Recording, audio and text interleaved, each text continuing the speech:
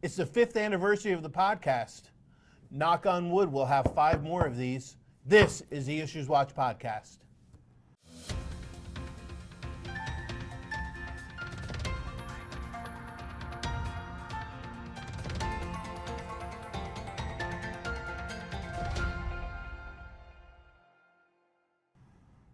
Hello and welcome to the IssuesWatch podcast. I'm Brad Muniz, your host for the bi-weekly accounting and auditing episodes. I'm an assurance principal at Clifton Larson Allen. And back with me today is Frank Boudelet, an emeritus partner at Witham and my co-presenter for the Society Law and Ethics webinars. Welcome back, Frank. Glad to be here, and you scared me a little bit. I haven't been here for a while. So I know, I miss you. I really tone miss it down you. a little. Hey, Frank, good to have you here. Let's be professional, okay? Okay. Okay, this episode qualifies for Nano CPE credit. If you're interested in earning CPE credit for this episode, hit the pause button now and head over to njcpa.org/nano to find out how. Quick disclaimer, the views and statements expressed herein are our own and not necessarily those of NJCPA, CLA, or Witham. Okay, Frank, we got 3 topics today, not real heavy topics, some interesting topics, Yes. especially the middle one with the yeah. AICPA. The first one, the FASB came out. I know at the beginning of this summer, I said to people, FASB's asleep at the wheel. I don't know what's going on, and I had to open my mouth. Stupid me. Well, they came out with ASU 2023-06. Now, don't tune out, because remember, if you're taking this for Nano CP, you have to answer questions at the end, and I may ask a question relating to this, because this relates pretty much to SEC type of stuff. Yes. You're getting ready notes, in yes. case you have to answer Absolutely. questions. Now, FASB came out with ASU 2023-04, which also addressed SEC stuff, and I know that a lot of the practitioners or people that are in industry are saying, I'm not SEC.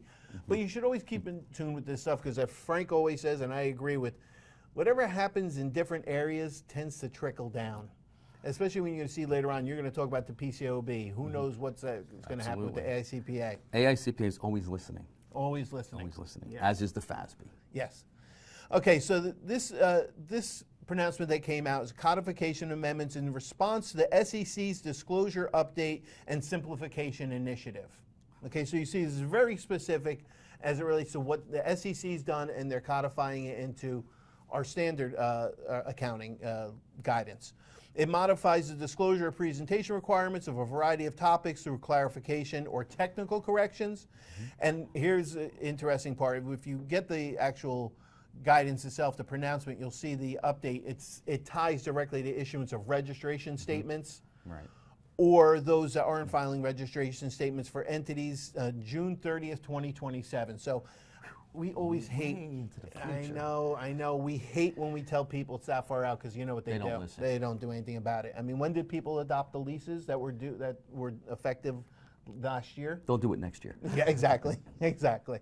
So the areas affected are statement of cash flows. Now, I'm going to stop on that one. I have a list of others, but just as an example, not all statement of cash flows is changing. Okay, I don't want you to go running out saying the statement of cash flows is gone, sky isn't falling, Chicken Little. What they're doing is they're addressing certain derivative concepts as it relates to it. Okay, I'll give you a list of them, and if you get this actual pronouncement that came out, it has a real nice listing of the items that I'm going to list out and the related content that it affects. So I recommend that you get the ASU. You can Google it and you can download it. You can go to the FASB website and view it directly. But check it out.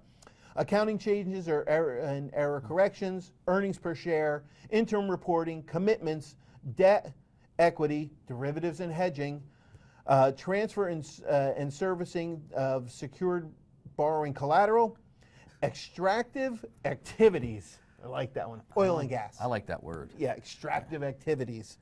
Financial services, investment companies, and real estate investment trusts. So you see it hits on a bunch of areas. So let me ask you a question. How long was this pronouncement? How many pages?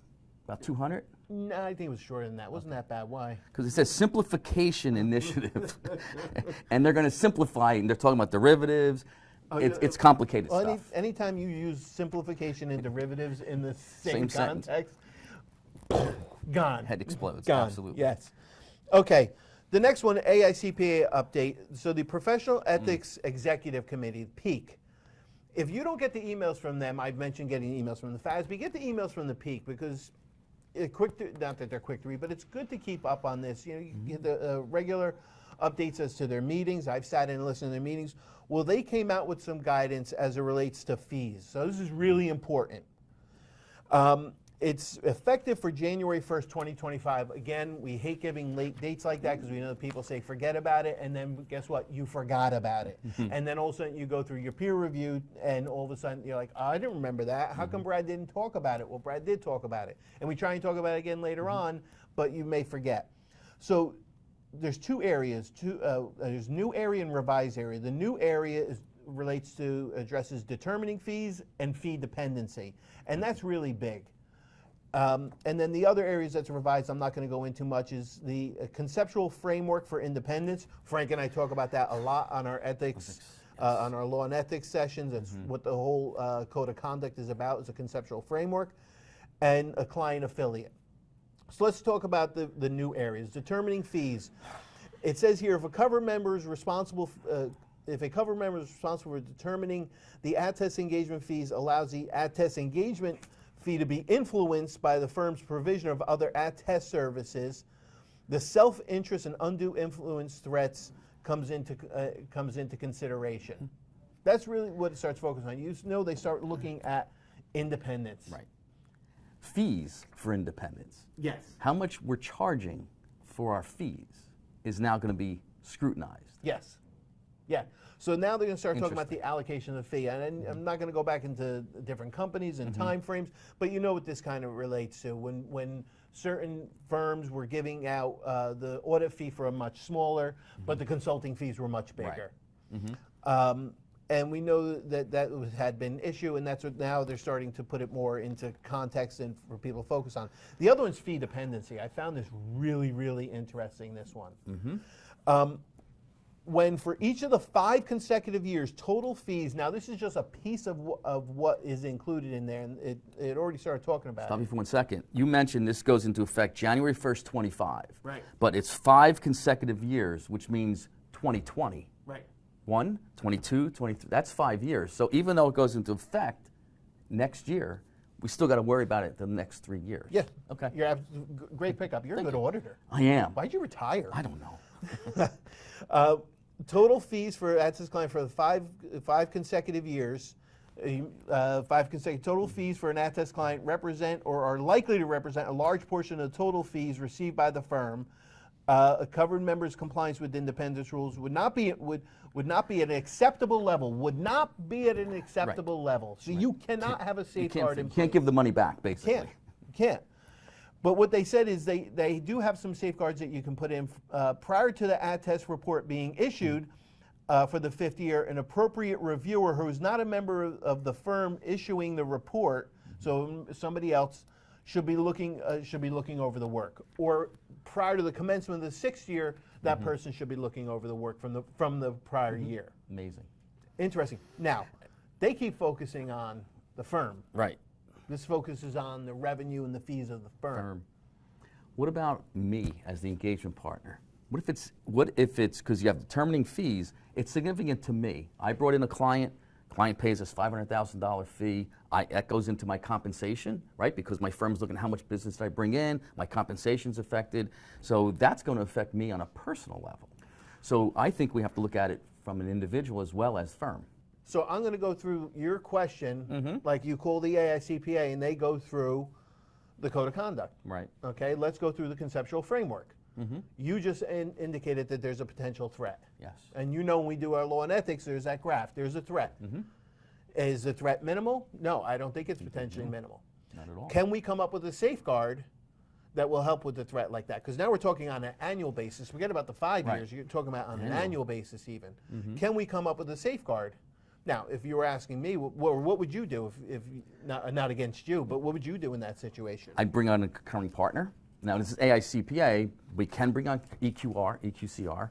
With them, we have a technical review department, so they might maybe take a more substantial role in reviewing the work, because usually they're high level. Maybe they get them to look at more detail. Or I just hand it off to another partner and let him do the work. Oh, there we go. That's called retirement, though. Oh, that's right. That's what I did. Yeah. But that's the way you're supposed to analyze the situation. Somebody comes up with a threat, or you identify a threat. You have to find a safeguard to reduce that threat to an acceptable level, in order for independence to not be impaired. Okay. No. That's it for the AICPA. PCAOB, what do you Yes. have? Well, I got some good stuff on the PCAOB. So they just came out with a release 2023-008, which is really they're going to replace AS 2310, which was the confirmation process, and they're coming out with the auditor's use of the confirmation. And they're amending that. So basically, I think what this all is about is, remember we got confirmations, cash confirmations, and we got them from, where did you get your confirmations? When you sent the confirmations out, you sent them to the bank, or did you send them to confirmation.com? Well, we used to send them to the bank, we'd fax them, but now they have to go through confirmation.com for the most part. Right, and when we were all using confirmation.com, PCAOB came out and said, wait a minute, you're sending it to confirmation.com. How do you know that that's a proper place to send them to? What work have you done over that? So the PCAOB came out with some standards because they were actually looking at this saying, you're not doing it right. Or at least they said we were. Right. They told everybody they weren't. So they came out with a new focus area, which is dealing with confirmations. And they're saying that you need to otherwise obtain relevant and reliable audit evidence by directly assessing information obtained by a knowledgeable external source. So now they put in the pronouncement that you now have to evaluate that source. They did the same thing for accounts receivable, and they looked at it and said, hey, if accounts receivable confirmations are not feasible to send them out, what alternatives are you doing, and are you looking at what evidence do you have for using an knowledgeable external source and reviewing that source? How do you know that the information you're getting from them is accurate and correct? So looking at their controls at that third party. Then they came out with and I love this, negative confirmations. They frown upon negative confirmations. They basically say that, if you're going to use negative confirmations, you need to do other work besides just negative confirmations. Many times on peer review, when you go out peer review, firms will send out just negative confirms. A negative confirm is where only if there's something wrong with the balance do you send the confirmation back. You don't tell me? Right. Now, even when we send out positive confirmations, they don't all come back, right? And positive is where you say, tell me if the difference is right or wrong. You're asking them to tell you. So now they're saying, well, you're sending out negative confirmations. We don't like that, but if you do other substantive work to ensure that the negative confirmations, that information you're getting from there is correct. They're also putting an emphasis on maintaining control over the confirmation process. This goes back to years ago where, I think there was a Parmalat case. Remember years ago with the cash where the bank, they sent the confirmation out. The president of Parmalat came in and said, hey, the confirmation came from the bank to me. And they handed it to the auditor. The auditor said, oh, okay, there's $1 billion in your account. And they said, good to go.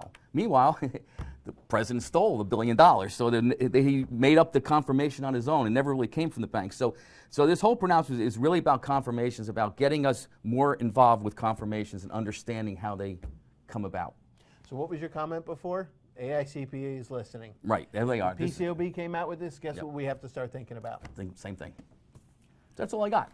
It's a big one. That is. That's a big one. That's going to be an important one. Okay. In closing, there's some upcoming NJCPA events I want to make you aware of.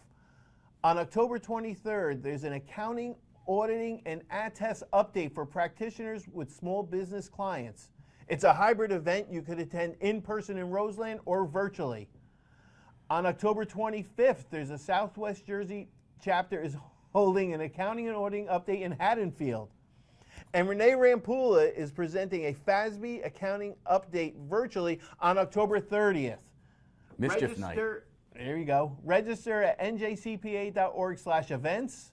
Lastly, be sure to join the NJCPA Accounting and Auditing Standards Interest Group. Sign up for free at njcpa.org/groups. Frank, this was a longer one, but we had a lot of information, a lot of good information. Thanks for joining me. Glad to be here, Glenn. Thanks for having me. And the audience, thank you for watching or listening.